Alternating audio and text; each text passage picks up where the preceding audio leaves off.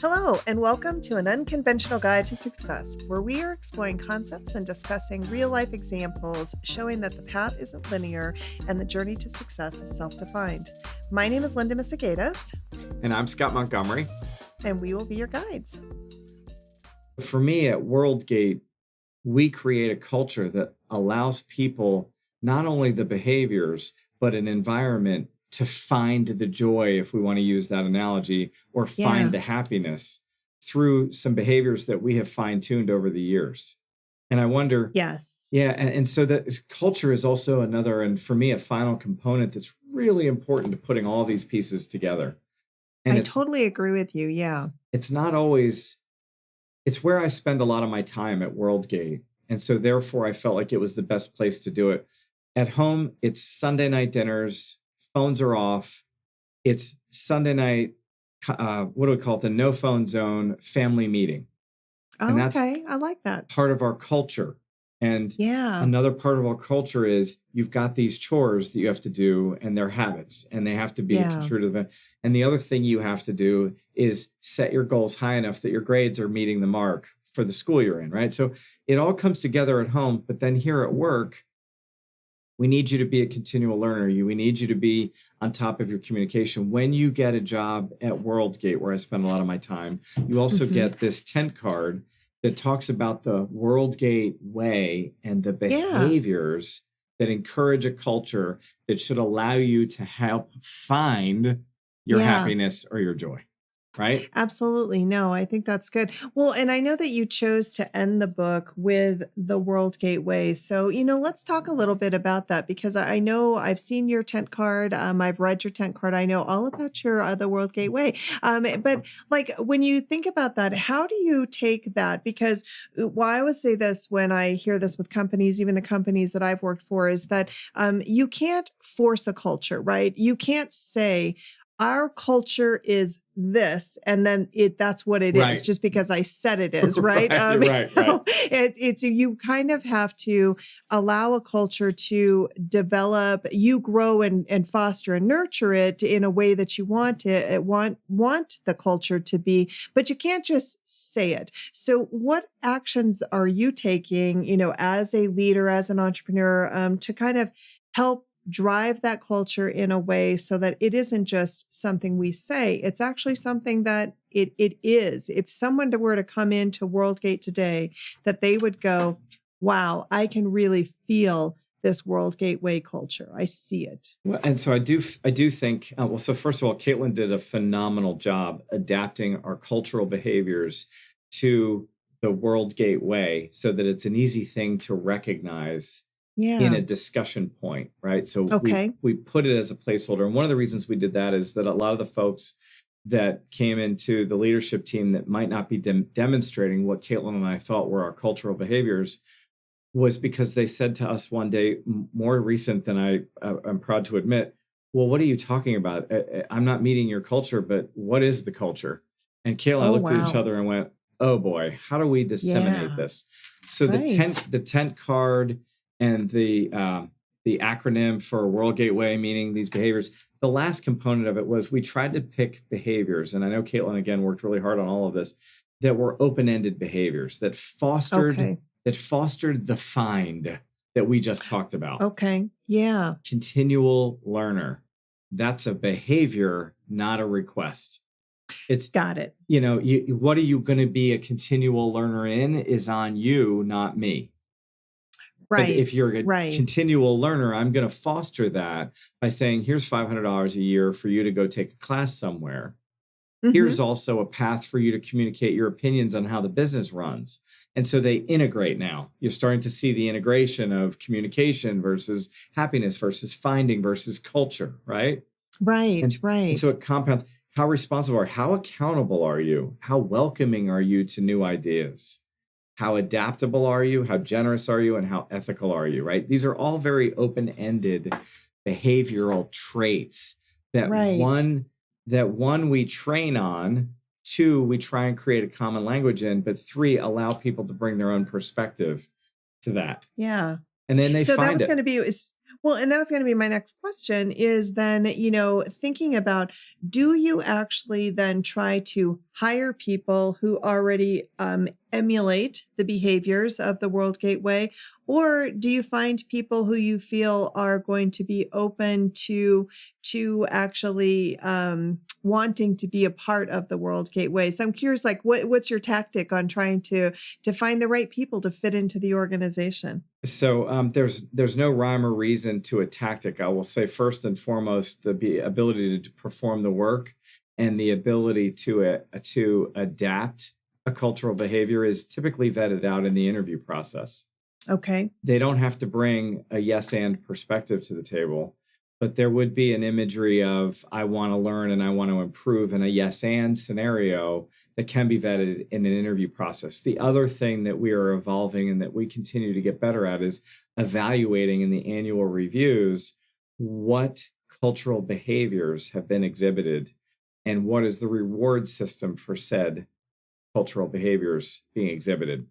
We also have nominations and a monthly award for whoever demonstrated it best, voted in by their peer group. So the company Okay.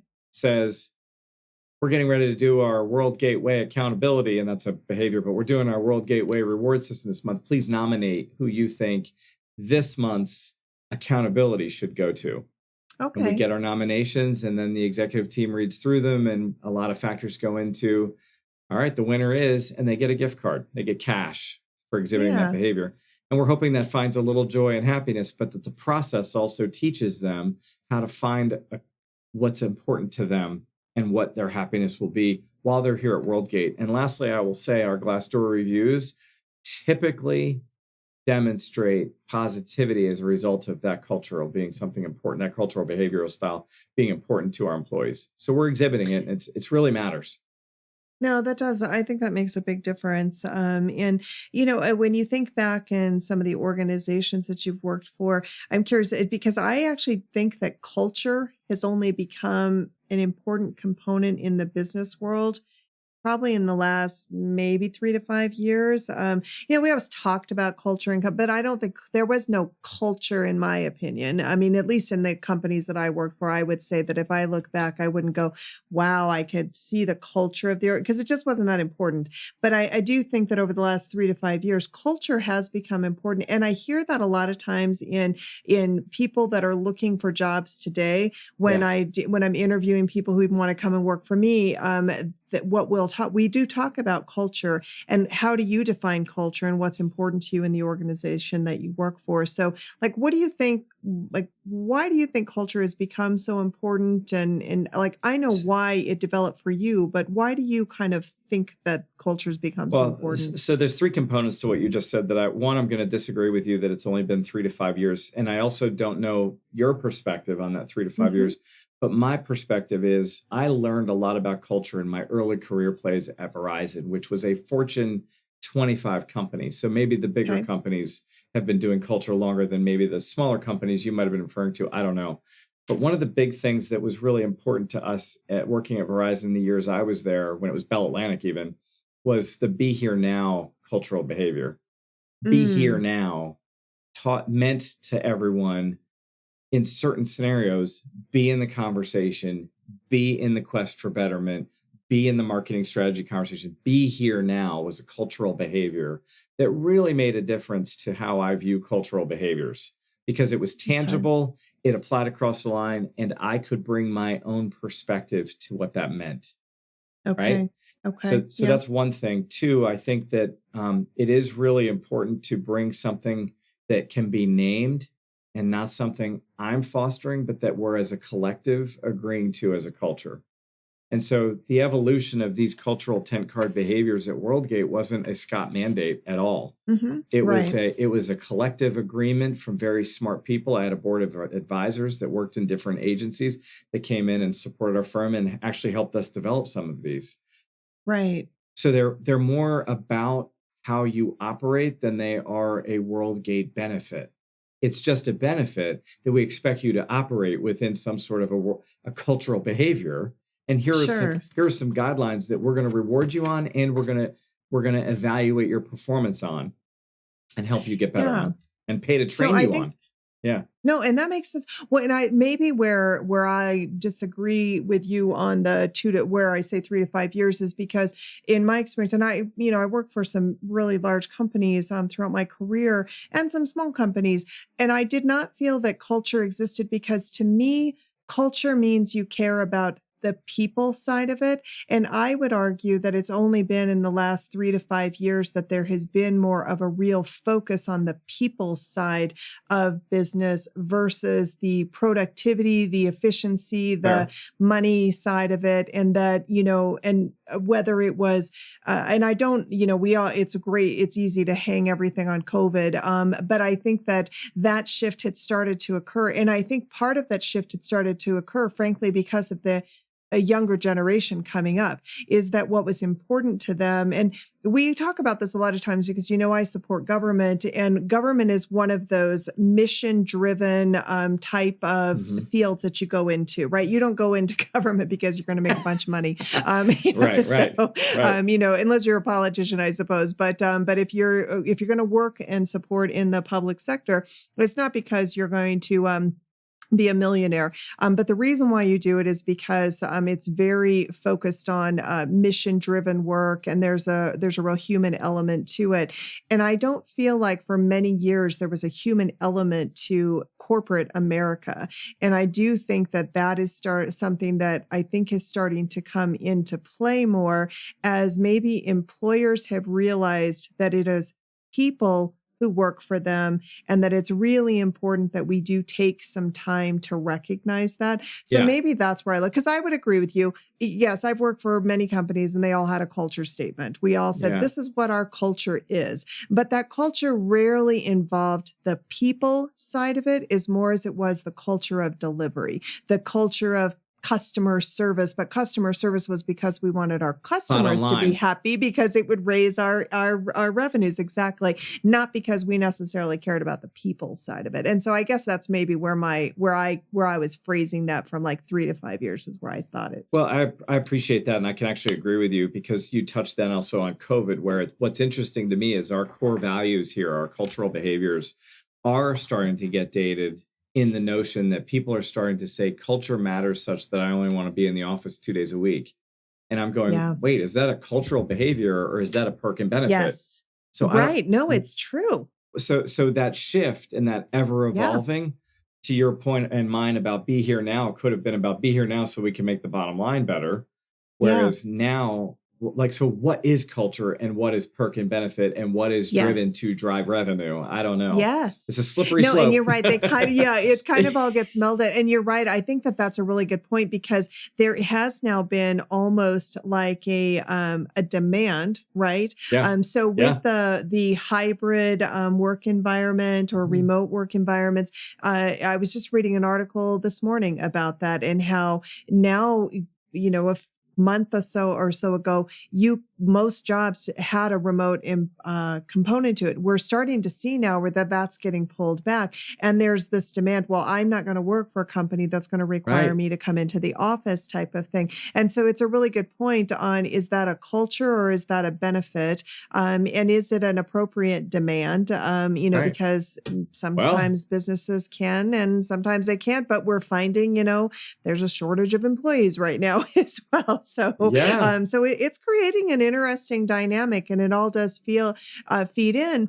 And it's also kind of left me in a position as I think about companies as what is the responsibility? So, we've talked about leadership, and I've been commenting on several posts on LinkedIn lately on this whole thing around the responsibility that's falling on the shoulders of managers as it comes to employees' mental health and mental well-being. And while I can appreciate that there's a role that we play in a leadership, as an employer, again, a different thing on the human element, right? But at the end of the day, if we're not going to then ensure that we provide people with the right skills, in in order to be in that position, then you're putting an unfair imposition on those people that are in those leadership roles to somehow be responsible for other individuals when they're not properly equipped to be responsible for other individuals in that circumstance. So that's been an interesting dynamic to me too, is like,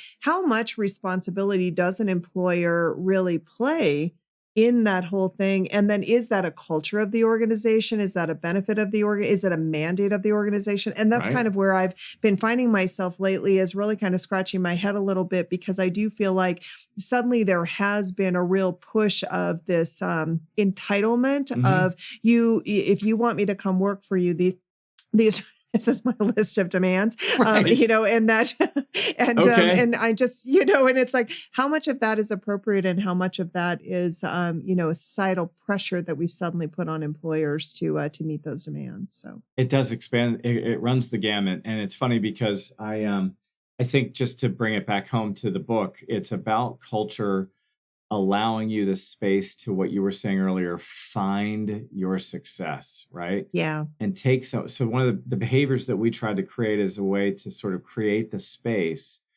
while you're doing work to find your best self in that work, or find your best self outside the company.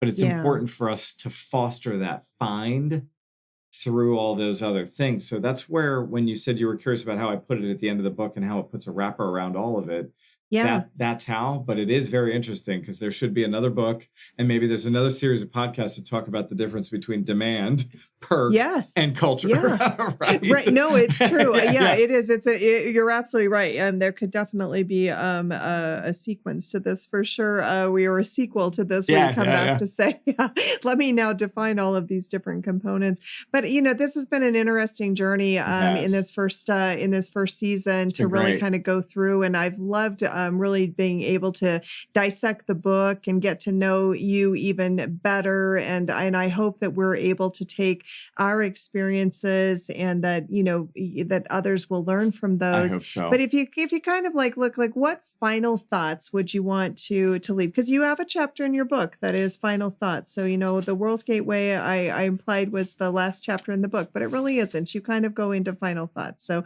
talk a little bit about that. I think we've really touched on a lot of my final thoughts, and it is the wrapper I'd like to put on the whole book, and the notion that, I did this book so that people, in the very beginning, I talk about how the pressures of maybe not following a conventional path, or the pressures of being told you're going to go to an Ivy League school and this is how we're going to get you there, are not always how you find success.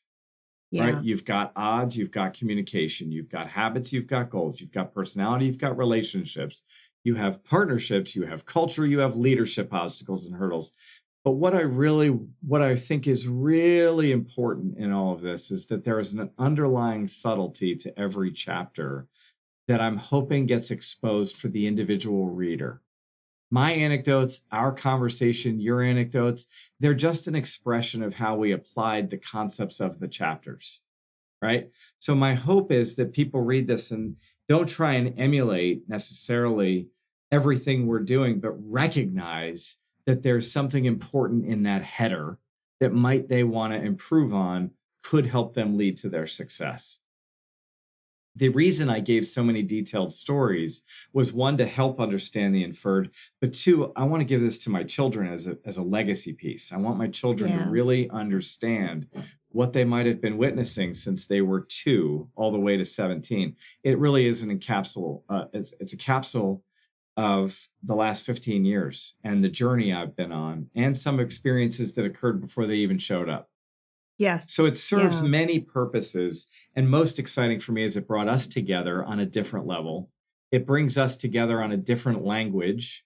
And there's another layer of trust that gets facilitated such that we feel we can even bring someone else in to talk about it, is huge for me. And the power of that is a final thought, right? Just the power of that is a final thought. What happens, we can't predict. But the beauty in the dialogue, and the beauty of the common understanding, and the beauty of the inferred messages around these very important headers that aren't always found in a curriculum somewhere or introduced by a mentor, are now Yeah. out there in this book. And I really appreciate Yeah. you asking me that, because see how small it is? It's a little manual. It's a quick read, Yeah. but it's action Yes. packed. No, I love it. Well, I have really enjoyed learning how did you get here, and I will leave our listeners with a reminder to go out to your website www.howdidyougетhere.com, where there's some additional great resources and tools really to think about this. And I can't wait for the next season where we bring more people to the table to learn about their unconventional guide to road to success, really, and how they got here. So thank you again, Scott. This has been an amazing journey. Yeah, thank you, Linda. I'm looking forward to it, and onward and prosper, right? Absolutely. We hope you enjoyed our final episode of the season of An Unconventional Guide to Success. In each episode, Scott and I have discussed and shared experiences and relationships that have shaped us. We are excited to share that we will be coming back for a second season full of special guests discussing real-life examples showing that the path isn't linear and the journey to success is self-defined. An Unconventional Guide to Success is an inspirational, motivated series hosted by Scott Montgomery and Linda Misegadis. Recorded on Riverside.fm. Music, editing, and production by Logan Misegadis. Check out Scott Montgomery's new book, How Did You Get Here, and all the helpful related materials at www.howdidyougетhere.com. Thank you for joining us on our journey. If you would like to reach out to us, our contact information is in the show notes. At the end of each episode, we would like to leave you with a few questions offered to guide you in your personal exploration of how relationships and experiences are building your success. Take time to reflect and write about what arises. What values and behaviors do you want to define for your business? How could articulating your culture support your company's success? What is the greatest lesson you are taking away from this story?